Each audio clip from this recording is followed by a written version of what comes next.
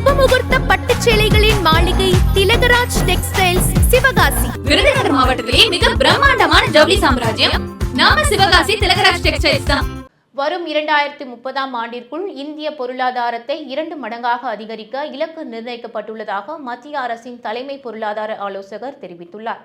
மத்திய அரசின் முன்னணி உயர் தொழில்நுட்ப கல்வி நிறுவனங்களின் ஒன்றான சென்னையில் ஐஐடியின் 67வது ஆண்டு நிறுவன விழா சென்னை ஐஐடி வளாகத்தில் நேற்று நடைபெற்றது. இதில் மத்திய அரசின் தலைமை பொருளாதார ஆலோசகர் ஆனந்த நாகேஸ்வரன் சிறப்பு விருந்தினராக கலந்து கொண்டார்.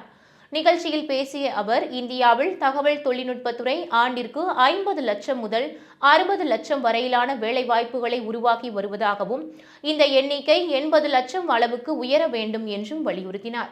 நாட்டின் ஒட்டுமொத்த வேலைவாய்ப்பிற்கு தகவல் தொழில்நுட்பத்துறை மட்டுமே தீர்வாக இருக்க முடியாது. உற்பத்தி துறையிலும் திறன் மேம்பாட்டிலும் அதிக கவனம் செலுத்த வேண்டும் என்றும் கூறிய அவர், இதை தென்கொரியா, சுவிட்சர்லாந்து, ஜெர்மனி, ஸ்வீடன் உள்ளிட்ட நாடுகள் நிரூபித்துள்ளன என்றும் கூறினார். வளர்ந்து வரும் ஏஐ தொழில்நுட்பத்தால் வேலைவாய்ப்பு பறிக்கப்பட்டுவிடுமோ என்ற அச்சம் அனைவரின் மனதிலும் எழுந்துள்ளதை குறிப்பிட்ட அவர், இந்திய வேலைவாய்ப்பு சூழலை பொறுத்தவரையில் ஏஐ தொழில்நுட்பம் என்பது ஒரு வரப்பிரசாதம் தானே தவிர அதை ஓர் அச்சுறுத்தலாக இருக்காது என்று தெரிவித்தார்.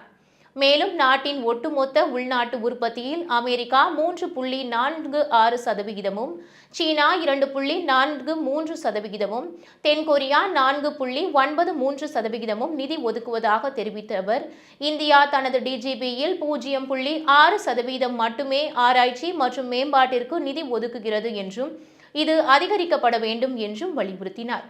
உலகளாவிய வர்த்தகத்தில் சீனா நமக்கு மிகப்பெரிய போட்டியாக இருந்து வரும் நிலையில் நாம் விவசாய உற்பத்தி, எரிசக்தி பாதுகாப்பு, செயற்கை நுண்ணறிவு உள்ளிட்ட துறைகளில் அதிக கவனம் செலுத்த வேண்டியது அவசியம் என்றும் கூறினார்.